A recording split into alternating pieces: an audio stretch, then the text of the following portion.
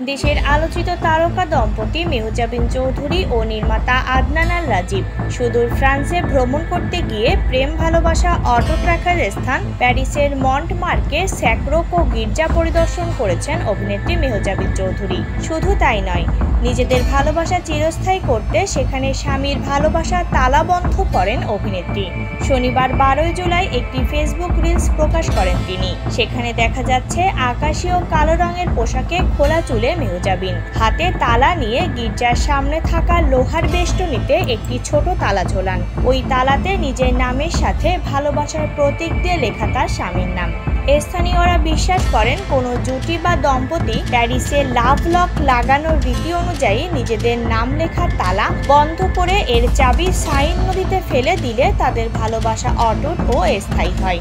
দীর্ঘদিন ধরে চলে আসা এই রীতি শুধু স্থানীয়রাই নয়, পর্যটকেরাও বিশ্বাস করেন। আর সে বিশ্বাস থেকে নিজেদের ভালোবাসা প্যারিসে লক করলেন অভিনেত্রী।